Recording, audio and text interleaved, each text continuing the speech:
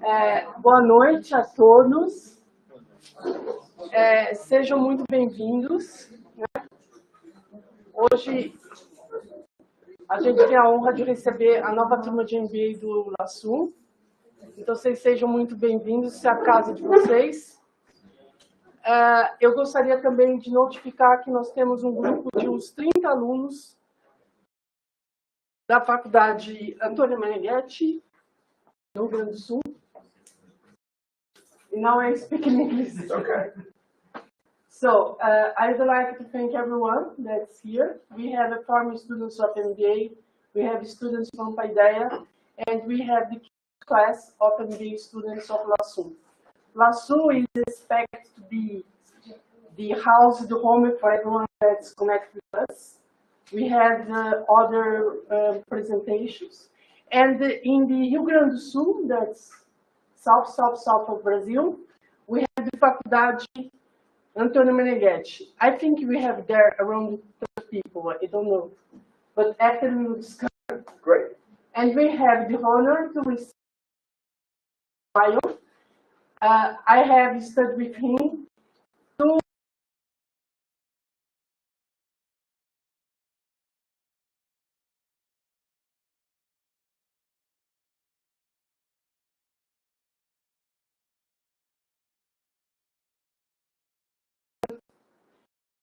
in our MBA, we have digital business. And this book, I don't know, Peter can say that I'm wrong. I understood that this book, the current book, is a evolution of the other one in terms of research and knowledge. So it's very interesting for me. It was very interesting to read this book, because I'm seeing that the continuation means the evolution, how to discuss the digital transformation and how the companies are positioning themselves. So it's a big pleasure to have Peter. The idea here is Peter will talk around 45 minutes to an hour, and then you have the books, and he will sign the books for you. And thanks so much for this discussion, this opportunity. Great. And I thank also Julio. Julio is the host of Peter. One of Peter's students. That's what I meant. And today is his birthday. Yeah. 25 years old. Yeah. I was going to say 29, but Milton is the publishment, is the name?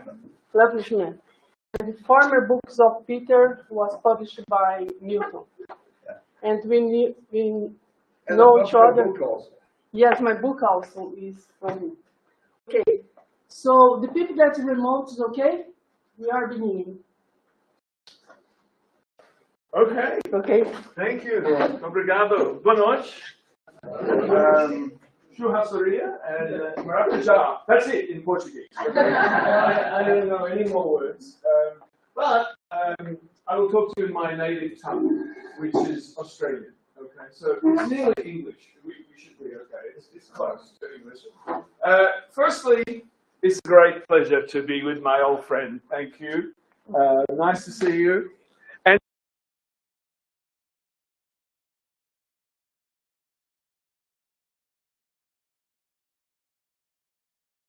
so it's great to be with you. When Teresa said I'm going to talk for 45 minutes, that's not true.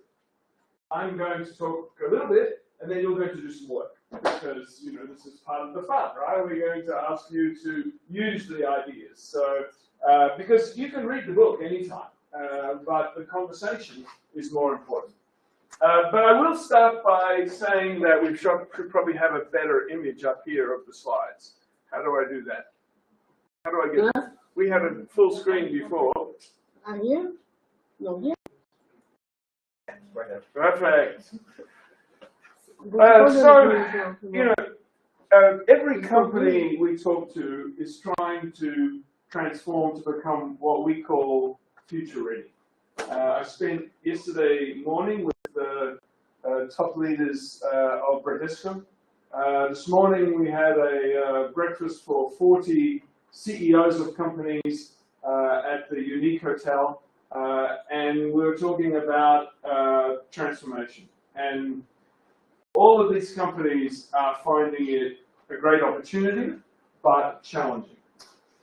So what we mean by becoming future ready at MIT CISA, Center for Information Systems Research, is that the company transforms on two dimensions: customer experience and operational efficiency. And to do that, it creates new muscles within its people who can adapt to the new technologies and adapt to whatever next crazy thing after COVID or whatever it is comes along. Because one thing we know is we are very, very volatile environment.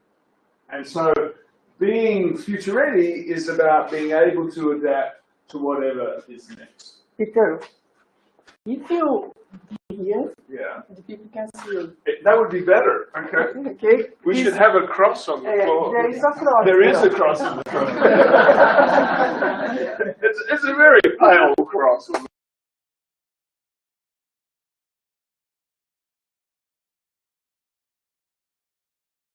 Okay, because I can't talk and stand still. I know. So anyway, we have measured this coming future ready in more than 3,000 enterprises across the world, collected data from those companies, and only about a quarter of the companies' enterprises are future ready. And those enterprises perform way better. So the question becomes, how do we move to become future ready? And that's what I'd like to share with you over the next few minutes. And then I'm going to ask you to think about the company that you work with or you know best and to say where they are, okay? So before I do that, though, I have been a professor at MIT for 24 years, and I'm the chairman of the research center called CISA, Center for Information Systems Research, and we will celebrate our 50th birthday next year. And we do one thing, and that's it. We study how bigger, older companies will thrive in the next era of technological change. And right now, it's digital and AI. But who knows what it'll be next? I think it'll be climate tech, maybe reg tech. But it'll be a new kind of technology. But right now, it's digital and AI.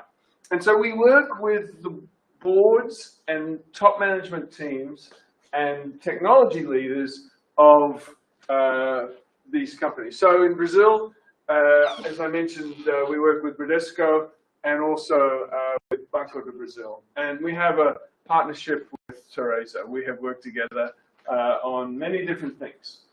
And so I would encourage you, particularly those of you who are studying, to come to our website. We have 50 years worth of research, and it's all available to you, all in English. Actually, we translated a few briefings into Portuguese, and we have 5 books with Milton in Portuguese. So please use them. So this is the book you have, and it's the last book. Yeah, there we go. Oh, come on. So on the left is my co-author, Stephanie Walker. And she's the best data analyst I've ever worked with. Amazing. And the woman on the right is Ina Sebastian. She's the best case writer I've ever worked with. And the guy in the middle is my father. Okay, so I don't know why he's there, but he is. And this is 2018. We were younger then. And so this is the Digital Business Models book that Teresa was referring to. And where was this? Where? This is the Polymecânica. That's right. That's right. Okay. It's another building. Another building, yeah. So what I want to do in the short time we have is to give you a common language to talk about transformation. I would say in every company I go to, one of the big problems is having a common language for what we mean by transformation. For example, the word platform is used in many, many different ways, right? But even customer, we were talking about this before. What we mean by customer is different. So we're going to take a look at some examples. We're also going to look at some data, because we come from MIT. And we're going to look at what is it that you have to do to transform a company. And usually that means explosions. You have to blow things up. You have to change how you operate. Otherwise, if you don't, you'll get the same outcome as you had before. Here are a bunch of companies from the book. We have 24 case studies in the book. And these are some of my favorite examples. Let me start with Kaiser Permanente. Kaiser Permanente is an American healthcare company which has changed their approach to healthcare to focus on wellness. So they measure wellness, not health, and they incent their doctors and other health professionals on the wellness of the client, not how much time they spend or how many tests they do. And to give you an example of their success, 800,000 people in the United States have a heart attack every year. And only 50% of them do the rehab. You know what rehab, right? And so a lot of them have another heart attack. So the company, working with Samsung, created a watch that measures the rehab of the client and 5 different vital signs from the body. And if the client doesn't do the rehab or the vital signs are bad, with the permission of the client, it sends a message to the doctor or the hospital. It has increased the rehab rate from 50% to 80%. And has reduced the number of people who die from heart attacks who wear the watch by 27%. That's an amazing thing, right? So we are moving from managing inputs, you know, how many times you see the doctor, to outputs, how healthy are you? In addition, they have mental health services and a whole lot of other things that are unified. So it's a great example. If that didn't impress you, the next one will terrify you. So how many people have heard of Ping An?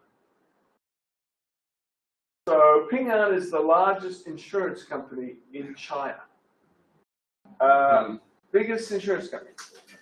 They do health insurance. They also have a bank.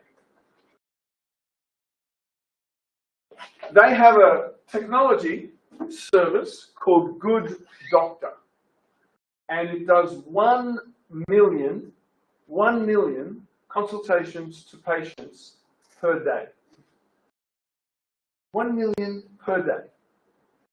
75% of the consultations are AI only.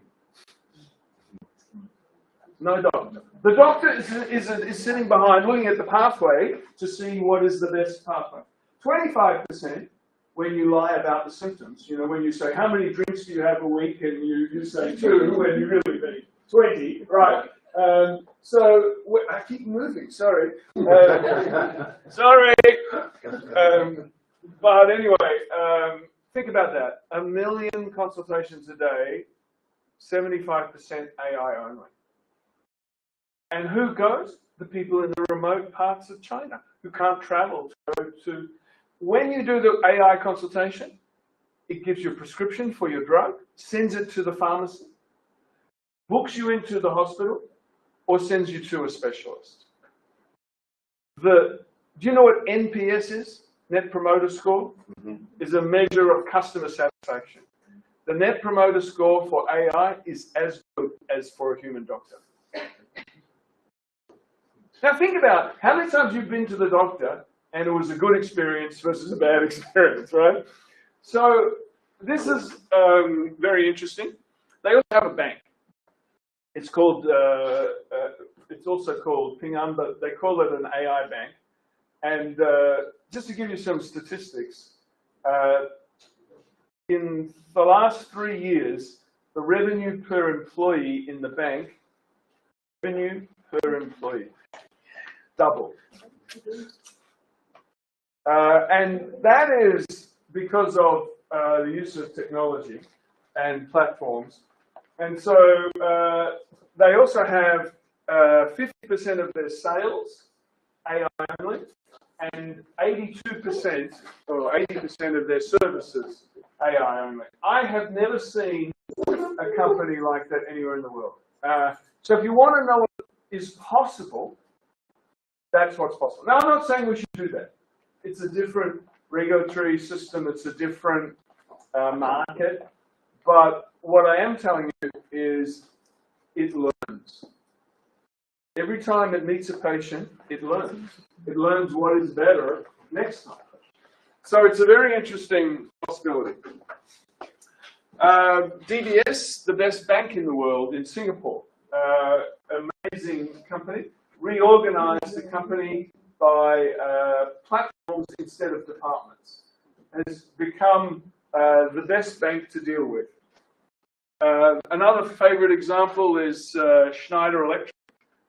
Schneider Electric used to sell energy systems for buildings, so heating, cooling, switches, and all that stuff.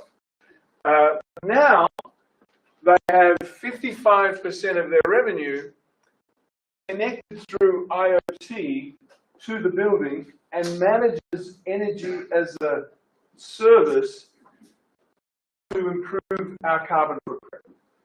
One of their biggest clients is the Hilton Hotel. Every Hilton Hotel has a screen to show the efficiency use and what changes they should make, and actually makes them in real time. Then there's a screen for the whole of Brazil. Then there's one for the whole world. And so the company has moved from selling inputs to outputs, selling products to services, and has been very successful. Their share price is up 300%. And then these two I'm going to show examples of in a moment. But they are industries where you would never have expected such a big impact. So the question we wanted to study at MIT was, how do companies succeed in doing this? You know, what does it take to do it? So let me ask you, to make this a conversation, what do you think it takes to make a change like this? What does it take? You've all worked in companies, sorry? Behavior. Say? Behavior. Behavior, yeah. The change of behavior. That's a mindset way of the thinking, or they make a planning. Good. A mindset, yeah. Change behavior, mindset, that's good. What else? Investment. Sorry? Investment, innovation, technology. Exactly. So you have to invest and you have to think differently. Right? That's a good, great point. What else? Data. Sure. We need data. We need to use data instead of just the gut feel, right? So we need that. What else? Organize the data. We have to organize the data, make it from a mess to, yeah, that's good, okay.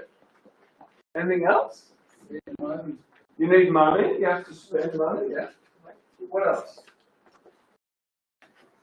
You need courage to change the status quo. The hardest thing we have found in companies, particularly universities, is to have courage to change the way we do things.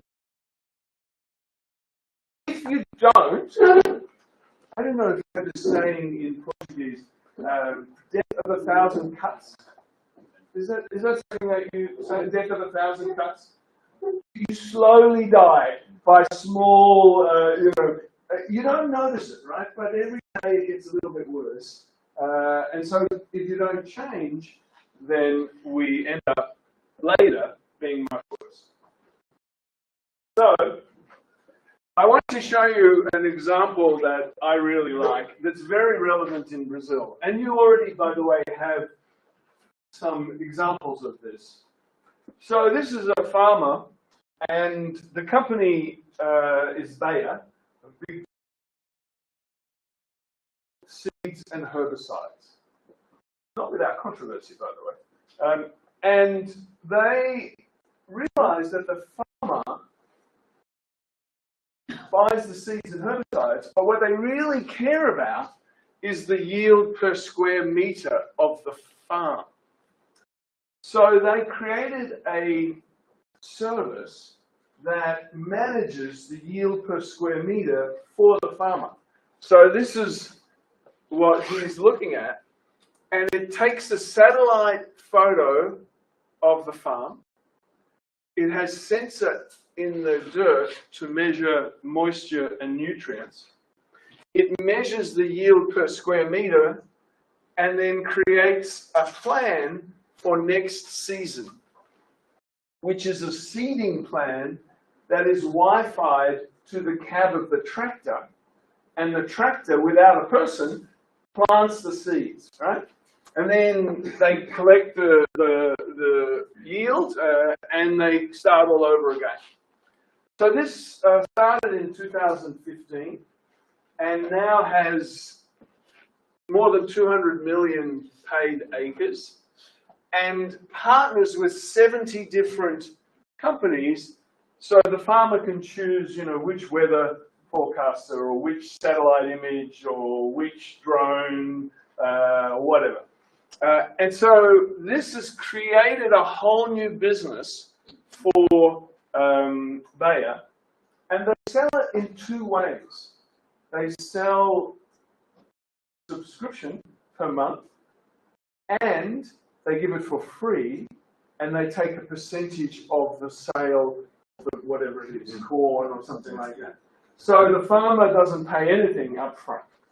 So it's a very interesting model, and this is what the farmer gets to see.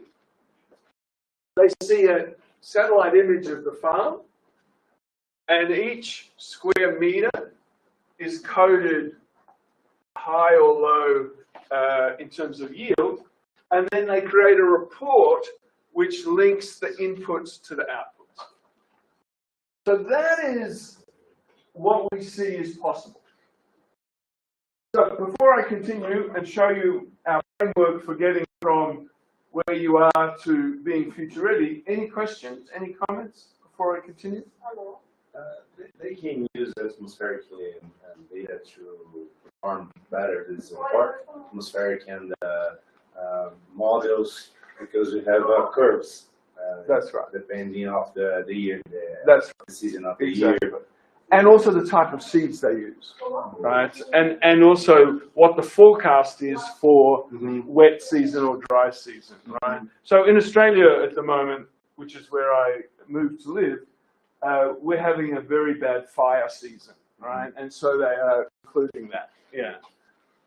And think about what happens for Bayer. They get to see the data from hundreds of thousands of farms.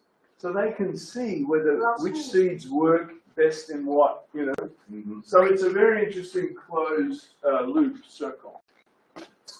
That's okay. I'm not allowed to leave this line. All right. So how do we take all these great examples and make it into a framework? Remember I said a common language, something that we can use in teams, particularly senior executives. So what we found in this research is that the future-ready companies lead their industry on those three things I mentioned at the beginning: customer experience, excuse me, operational efficiency, and new muscles of their people, to do things differently. And the things that they do differently are these 6 things. And this was common across any industry, any size of company. And the first one is, what's the word for ambidextrous in Portuguese? It's the same? Ambidextrous? You know, two hands? Yeah. Yeah. And similar. Okay, thank you. So they're ambidextrous. On the other hand, they innovate. And they do that at the same time. And the best companies pull out cost about 5% a year, which is a lot. And they innovate to create new value. And the new value is about a better customer experience. But they do it in a modular and agile way, meaning that they reuse capabilities. One of the best metrics of a future-ready company is that they stop having projects and move to platforms. So a project has a beginning, a middle, and end. A platform is an enduring capability that goes forever, and that is owned by executives. So in DBS, they have what they call two-in-the-box ownership of platforms. So a platform is something like I showed you for farmers, but in a bank, they have a foreign exchange platform, or they'll have a payments platform. So instead of a project, they use the term platform, and it has two people who own it, and they measure its revenue, its unit cost, and its service levels, and its reuse. And that has changed the way companies operate. But also, as we saw in Bayer, you can't do it alone in the digital world. You have to partner. So the ability to digitally partner and share information in real time, critical. Data becomes important, and also that allows you to be ecosystem ready. So that climate field view is what we call an ecosystem, and Bayer is the ecosystem driver, but the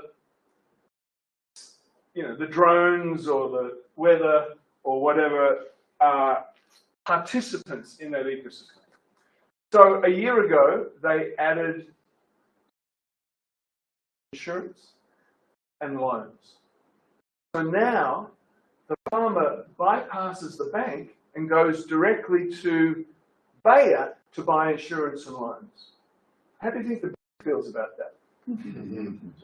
Yeah, because the bank becomes a wholesaler and gets picked by a bot who chooses the best insurance for the farmer. Right? It's a very interesting change. It's because bank sells trustness. The bank sells the trustness, not the money. Yeah, there's a lot of. Ask Julia why banks haven't been able to do this. Why haven't banks been able to do this? Julia worked at Unibanco and quite a few other banks. Why? I'd say storage to do it, and no customer focus or experience. Yes. Right. And I would say an erosion of trust by the customer in the bank. And so what's going to happen eventually is banks will have to do that, or they'll become the commodity underneath the platform, right? So this is the future. The problem is most companies are here in silos and spaghetti. Silos because they sit in silos, and spaghetti because everything is complicated, right? And so they're like that because they're very product focused. One of the big problems with banks is they think products, like mortgages, whereas the customer thinks, no, I want a home, not a mortgage, right? The mortgage is just a vehicle. So the result, because these companies have grown fast and added new products and gone to new geographies, is that there's a very complex landscape of processes and systems. And when they perform well because of the heroics of their people, who despite crappy systems, do a good job. You know, they work over the weekend to close the books, or they salespeople take a tin cup and say, oh, the client wants, well, you help me do what the client wants, by helping me work around the system. Or IT people work over the weekend to move a system to the cloud. So the trouble is, COVID has burnt out the heroes. We are all very tired from COVID. And so we as leaders have a responsibility to move companies from silos and spaghetti to future ready. And it turns out you have three choices. You can go up to integrated experience. So that's what most banks, insurance companies, retailers, energy companies have done. They have got very complicated systems and they have built, how do I say this politely? A digital skin that sits over the bank, right? And when you're a customer, you see the digital skin and it's beautiful, right? You see all your accounts in one, system. You can, whatever is available on the app, you can buy. And BBVA, the big Spanish bank, there are 6 of their 7 most popular products you can buy on the app in 1 minute. You don't have to go ID to open an account like you did today.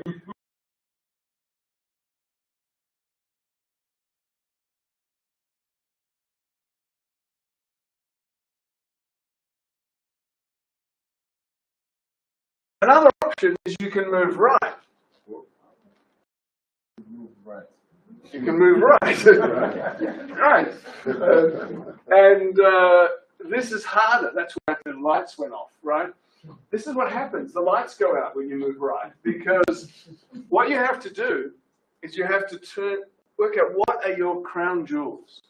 What are the things your company does better than anybody else? So for MIT, this has been very difficult for us. And we have decided what we're good at is research and lifelong learning. So we are creating a whole ecosystem around lifelong learning. And so we take our crown jewels and we digitize them, standardize them, put APIs in front of them, and connect them to all our channels. And so this moving of the right is an industrialization process. So the question you should ask me is, does it pay off? And it turns out it does. We measured at the end of last year, so we've done this several times, but at the end of last year, so December 2022, we measured 721 companies, and we used 6 metrics for each axis. And we measured each company and we put them as a dot. And you can see half the companies are silos and spaghetti. And then you can see the distribution, right? And then we measured their revenue growth and their net profit margin. We've also done this for government, but I'm just showing you the for-profit companies. And these are percentage points above and below industry average. So we can compare across industries. So the first thing you need to remember is if you move out of silos and spaghetti, doesn't matter where you go, everything gets better. Okay? So if you go up, it gets better, but still a bit below industry average. That actually used to be better a few years ago, performance of integrated experience, but customers' expectations are increasing. So when it breaks or doesn't work because of the complexity, they get upset. We get upset. Moving right, it's above industry average. And of course, the best companies are future ready and they are performing really well. So, if I've convinced you to become future ready, the next question is, how do we get from silos and spaghetti to future ready? So it turns out there are only 4 pathways. There's only 4 ways to do it. It's amazing. Only 4 out of thousands of companies. The first way is to industrialize. So what this does is it spends a lot of time here simplifying the number of products you have, consolidating products, simplifying processes, standardizing, cleaning up your data, moving to the cloud, reusing your components. This is hard engineering work. And when you're doing it, the CIO or the CEO says to the rest of the company, stop asking for new things. We can't do anything new. You have to wait. And of course, they don't wait.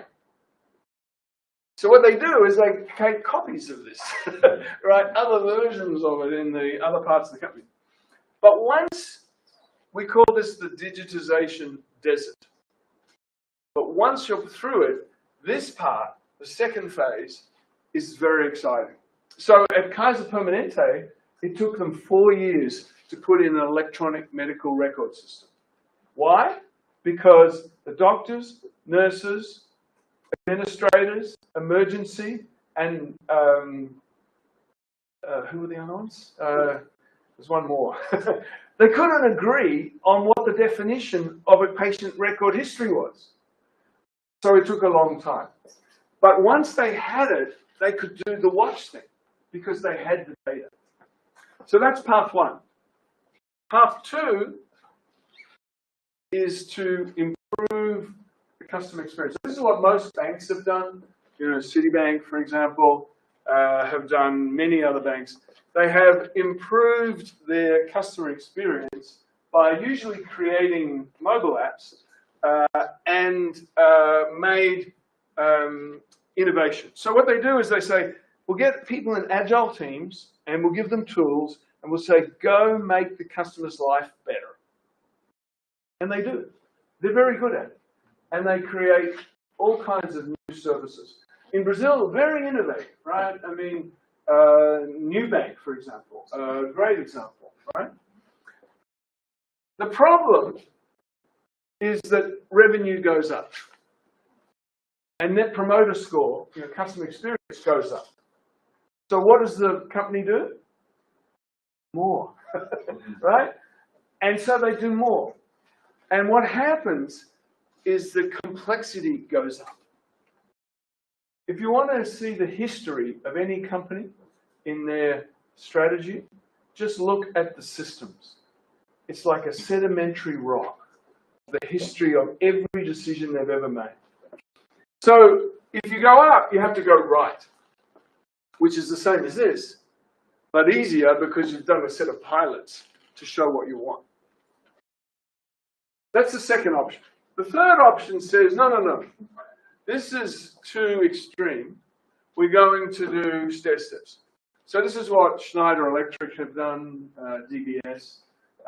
And they do 6-month to 12-month efforts to improve each. This approach is really good if you're good at governance. Because you have to make sure that you get the value on both revenue or customer experience and cost.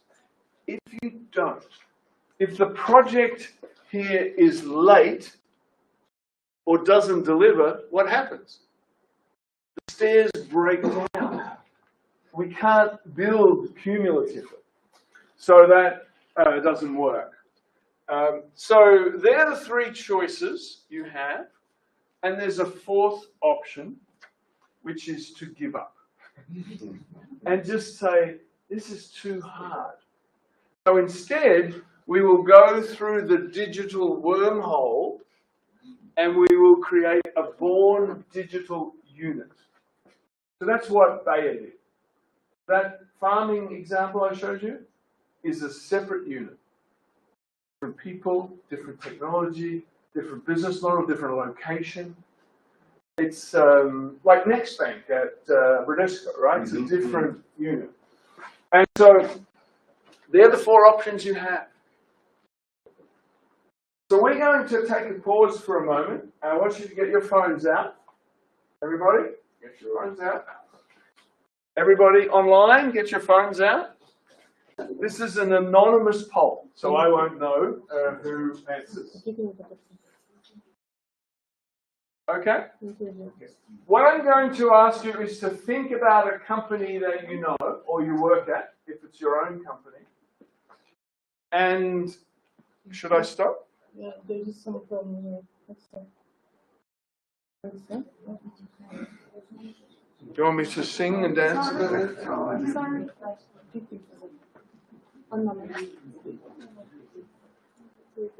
Any comments, questions, thoughts before we do the poll? Excuse me. Yeah. I have one question about the. Yeah. It's what? But the mask is English. I have a question about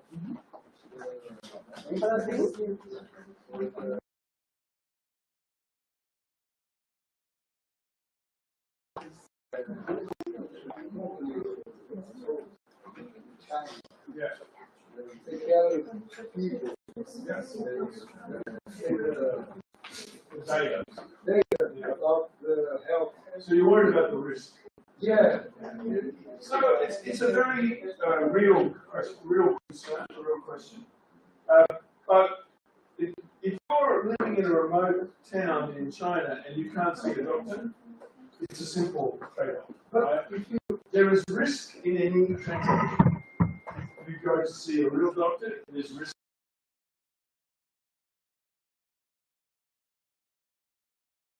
So the question is, how do we... Encryption is the most effective way, and all medical records should be encrypted.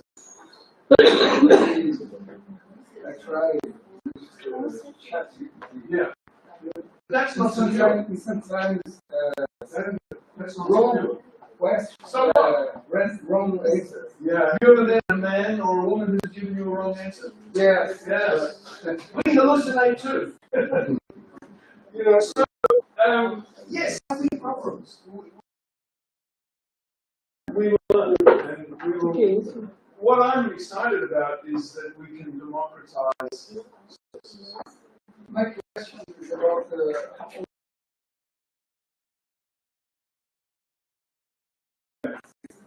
You're probably done. Thank you. Yeah. Are we ready? Yeah. You sure? Okay. You're not convincing me. Sorry, no, okay. You're okay? Yes. All right. You okay? Yes. You look like you're having a heart attack. We give you a watch, okay? All right. So you got your phones ready? What we're going to do is ask you to have 6. This was just a warm up, okay? You have 6 choices. And I want you to say which pathway this company you're working in is on.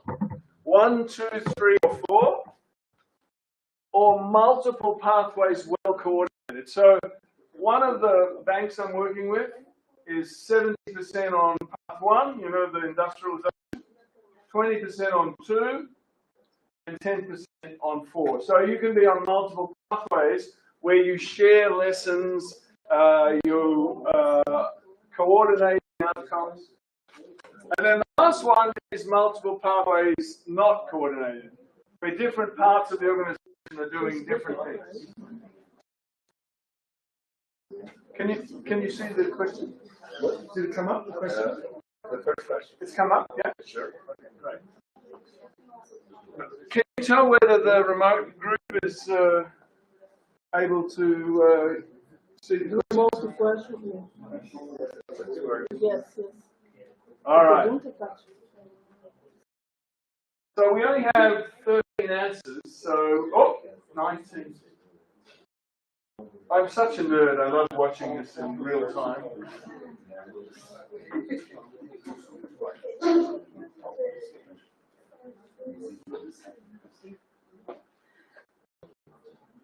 All right.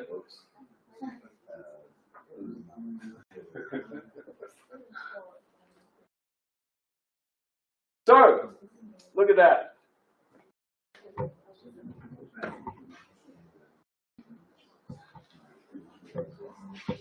So, this morning, the most popular answer was number 6, multiple not coordinated. So you are more optimistic.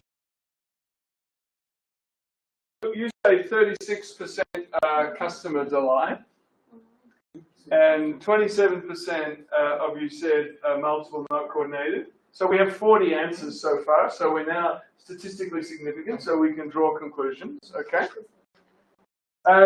And the next question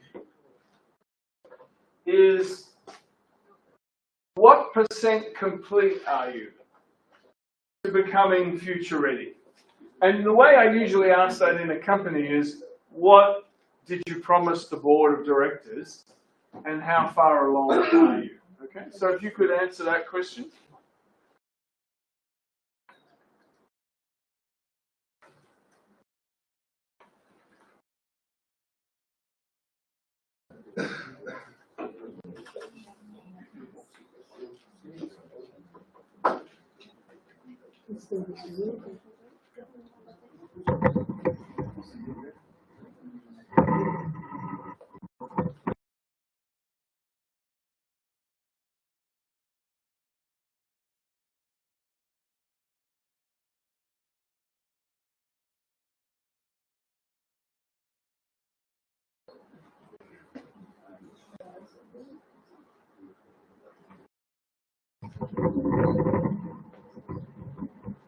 Okay.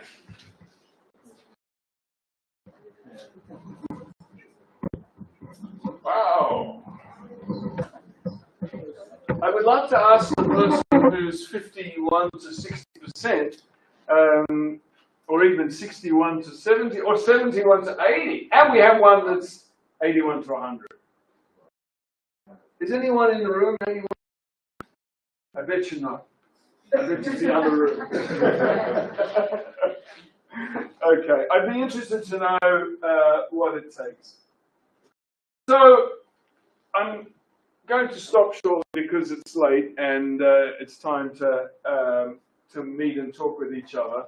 But I want to leave you with what is the biggest problem companies find to go from silos and spaghetti to future ready. And I'm just going to skip this slide. We'll send you the slides. This is the number of percentage of companies on each of the pathways. And this is also where companies are across the world. So in 2017, when we measured it for the first time, companies were 33% complete. And then in 2 years, the world really focused on digital, and the average company was 50% complete. And then we measured at the end of 22, things have really slowed down. And one of the reasons, well, I think there's sort of 3 reasons. One is COVID. COVID set companies back on this journey because for those of you who know about enterprise architecture, which is the way companies plan their systems, COVID was, we just have to find a way to work from home. It doesn't matter how we do it. So we'll build new systems, buy new, and so we created more spaghetti in COVID than we have in years. And then the second thing is that other issues became important, like supply chain issues or climate change. Now we have wars. And so that's another reason. And then the third reason is we have done the easy stuff. We've done the simple things. So now the hard part is coming. And the hard part requires what we call explosions, to blow things up. And you have to change the way we operate the company. And there are 4 types of explosions. And I'll just give you these, and then I'll show you a very quick example, and then we will finish. So the first thing is decision rights. If you don't change decision rights in the company, you will get the same outcome you got before. It's that simple. Right? So what's the most important decision right in this? is what versus how. So who gets to decide what we do, and who gets to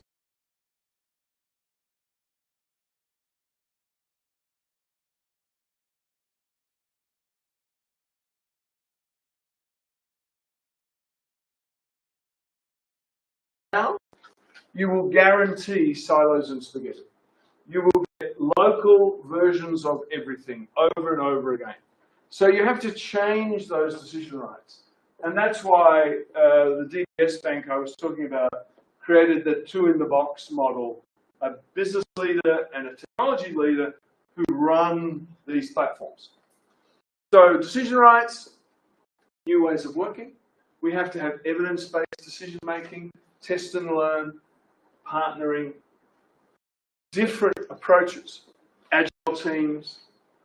We also have to create platforms, not projects. And finally, at some point, you have to change. Before was designed for pre-digital. So those are the 4 decision rights. And those of you who have the slides, you'll see how we create value from this 3 kinds of value: operations, customer, and ecosystems. And then this is an example of a cement company in Mexico. I'm not going to go through this example because I'm out of time, but I just want to show you how they handled each of the 4 explosions. And so they deliberately worked on how to change the company in each of these areas. For example, when the CEO created a digital effort, he had 3 leaders: the CIO, the head of digital, and the head of services. And he said he's created a chimera, which is a 3-headed Latin monster, actually a Greek monster. And he said, this is not going to work, so I'm going to bring it into the executive committee. And that's a very common transition. So you have to deal with those explosions.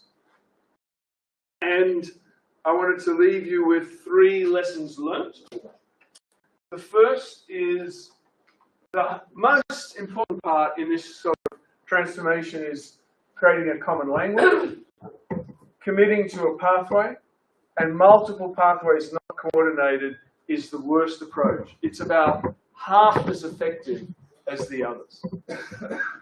And the other 3 pathways, actually the other 4, there's not much difference. It doesn't matter which one you take. The one you take depends on where you start. Because if your customer experience is really bad, you can't wait to do path 1. You have to do path 2 or 3. So where you start drives which pathway you have to take. And then it takes about 2 years before we see value. That's why this is so hard. You have to dashboard, create measures of that value, and you have to use that to make evidence-based decisions. And finally, you have to manage the explosions. And that is really very challenging. And the best way we know to do it is use the data to say what's working and what's not. So, I hope you found that interesting. I hope you were able to use the framework in your own organization or your research. And now we're going to have the fun part of the evening, where we get to talk a little bit. So, obrigado. Thank you. Thank you.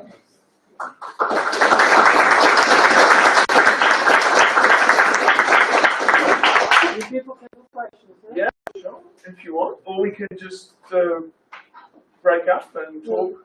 Yes. Então está aberta a pergunta, gente. The third aspect Yeah. that we see overlap Pergunta para of eles. the Elizabeth Kubler-Ross curve. When we see the curve of to make the things better. Yeah. You have a status quo and you prefer you can see worse scenario. Yeah. When you say the truth about these scenarios, you can make the team go better. Right. And they reach again in the status quo, but then they can go better. Yeah. And this, if we repeat that cycle, we can do the third step. Right. I'm a student of neurosciences, and we see that in the oxytocin curves and the oxytocin curves and the dopamine curves. Yeah. When you see we have Weill bigger than the moment we realize something. Right. It's a good analogy. Yeah.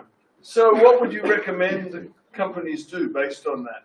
You need put the teams in the real scenario. Yeah. When we present a project, we can talk about that. The presentation of the project will be better than when we realize the project. Yeah. Because it's this dopamine curve. When I say something, and we reach the idea, talk about the idea is better than reaching the end of the project. So that's a very interesting analogy, but it doesn't quite work in companies. And the reason is very interesting. That if you do what you just said on path 2, this pathway, it works. You can have multiple versions of path 2 because you're doing local innovations, right? But you can't do it for this. Because if you do it for this, it's like having multiple highways, or multiple roads, and so we compete with each other. So the analogy works very well, interestingly, on the innovation side, but not as well on the efficiency side.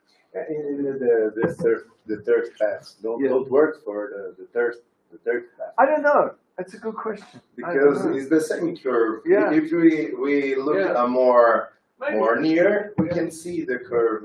Maybe. I mean, the way that most companies deal with this problem is that they have multiple pathways for different situations. So maybe that's the answer. Good. Great thought. It's overlap. Exactly. Yeah. Other comments, questions? Okay. Yeah, please. Peter. In consideration your great experience around the world, Yeah. and a lot of research on I would like to know how the customer, how the companies still create value, capture the value, and deliver the value along the way. Yeah. After change. So that's a great question. And I spend a lot of time with boards of companies, and that's the question they ask. How do we capture the value?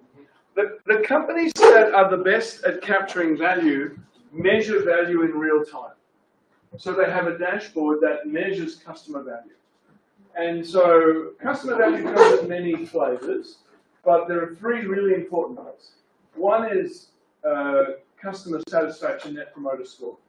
The second one is multiple products owned by the same customer.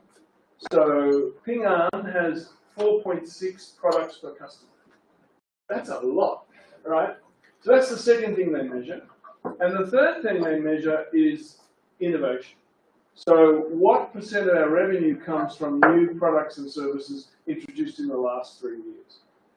And then there's a fourth one they should measure, which they don't always, which is how good are our muscles in our people to deal with the next opportunity. So the best companies measure those things in real time, and they predict revenue growth.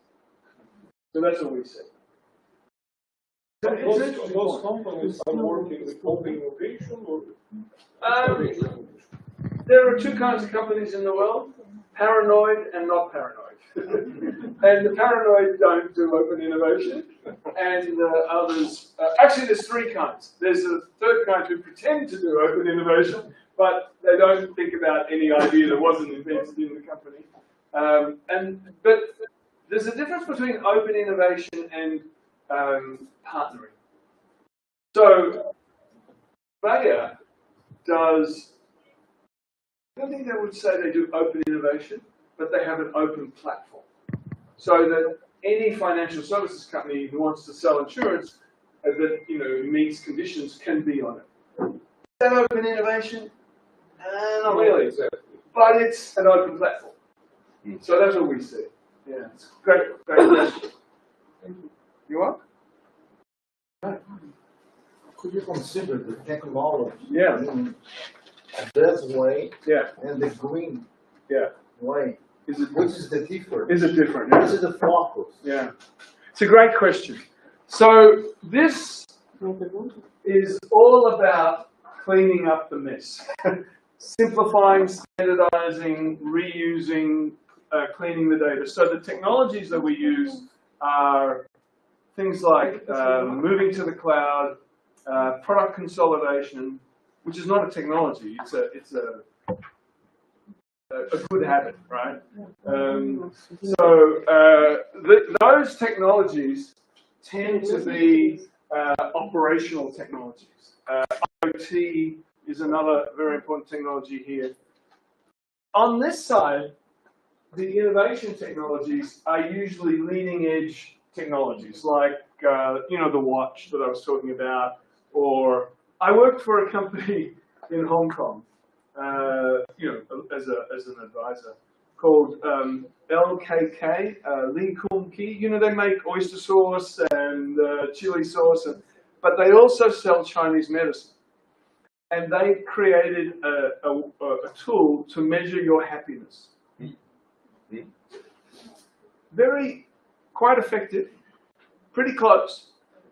If you ask somebody if they're happy and then you do the tool, it was pretty close. And if you ask their wife or husband if they were happy, it was even closer. But it recommends which Chinese medicine to take. So these are much more leading edge, connected products, data driven. These are much more infrastructure kinds of technology.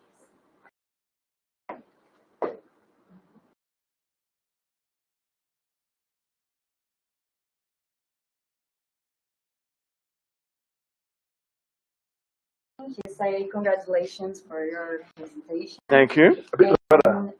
In your opinion, can schools act in some way with this digital transformation? Can schools? Yeah. Yeah. Yes. And can you give some advice for MBA student in digital technology? Yes.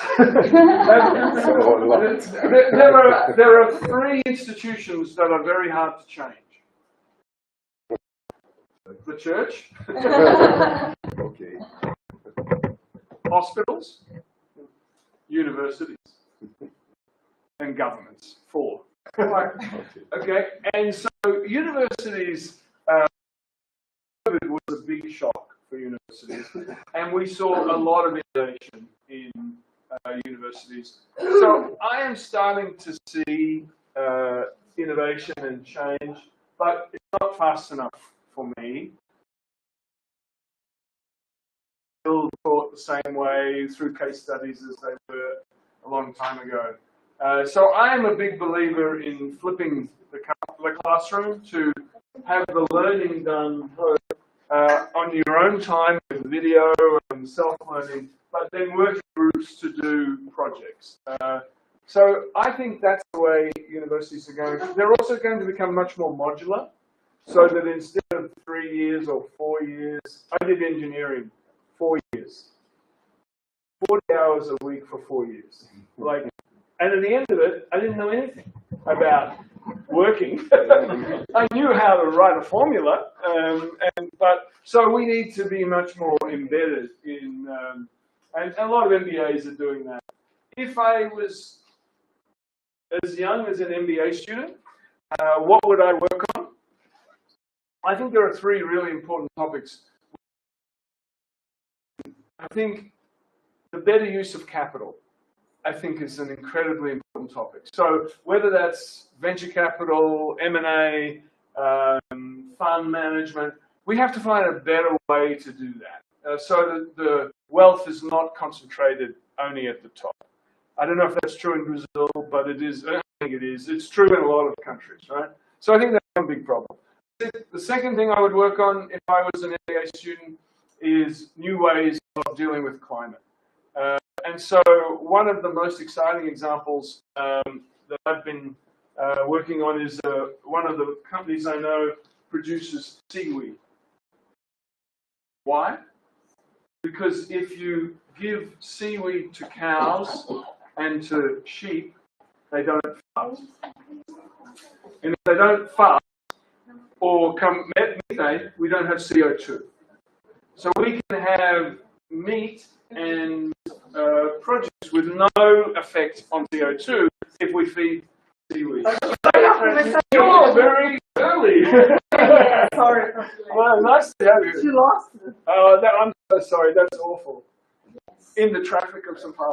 No, it's not the traffic. I didn't come. Yeah. There's a restaurant called the same name, so I don't know if you went there. Okay.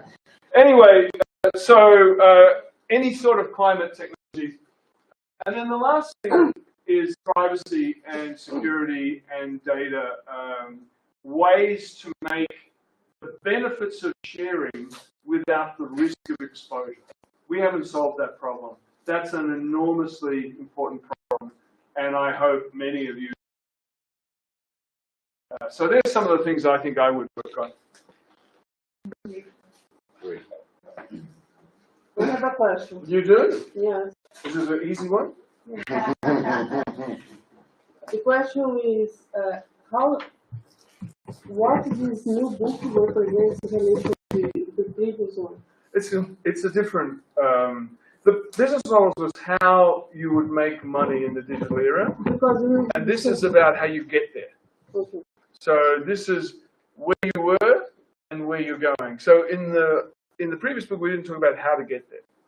So this is a way to get from where you were to where you want to be. So for example, Path 4, many companies that go on Path 4 are using ecosystem models. Right? So you can overlay the business models to the pathways, which we've done. So it's kind of, as you said, it's chapter 2. You know, the first one is business models. The second is how to get. I have one more question. Sure. Consider startups Mm-hmm. in this model. Yeah. Digital and enterprise that begins in digital world. Yeah. It's not traditional. Yeah. So that's really the path 4. Mhm. So I have worked with a lot of startups, and I work for a big venture capital company called Insight Partners. I work part-time. We have $60 billion invested in 800 startups. So we have very good data. Startups create silos and spaghetti faster than big companies. It is amazing. Even a startup that begins with a platform and creates a really good technology creates silos and spaghetti very fast. So we see the same problems, in fact, quicker because they're digital. And the reason is simple. They're trying to grow, right? So they want to meet whatever the customer says. So some startups are more disciplined than others, but we see the same problems. But to be fair, what we studied in this research was larger companies. Yes, sir. That's what I'm making green tech. Right. Because in the phase of the startup, when they come into grow, they go into grow, they lose the way. Yeah. And, Exactly. And start the consulting because of this. Now, did you say brain tech? Sure. Yeah. I want some brain tech, because I want new memories, Sure. more Sure. capacity. It's time to say goodbye.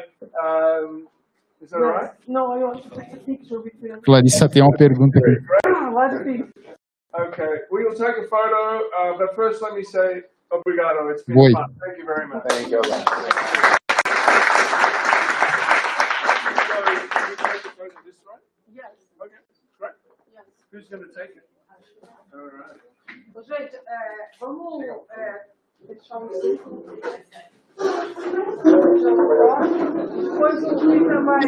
Pessoal, antes de vocês saírem, coloquem não esqueça de colocar o nome na lista por causa do certificado.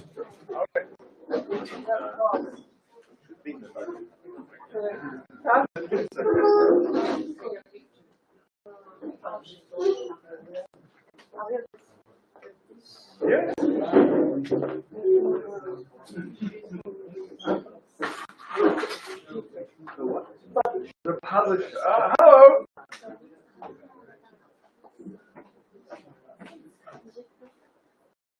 Hold on.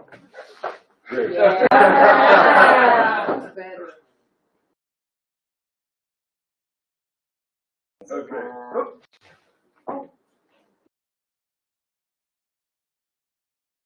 Vem, Carol. Eu já vi todo mundo, né? Deixa eu tirar. Vai, Simão. Vem, Tati. Ela tira. Vem, Carol. Vai lá.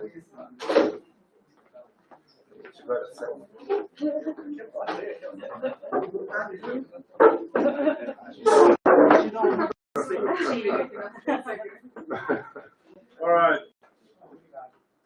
1, 2, 3. Not yet. Whiskey. Peraí, mais um pouquinho. Mais algum telefone? Gente, o Peter agora vai assinar os livros, quem quiser. Obrigada. Can I be the first to sign? That you get my book? Sure. Também ou não? Também.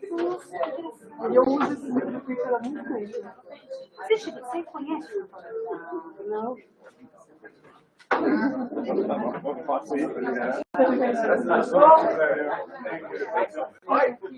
I'm so glad.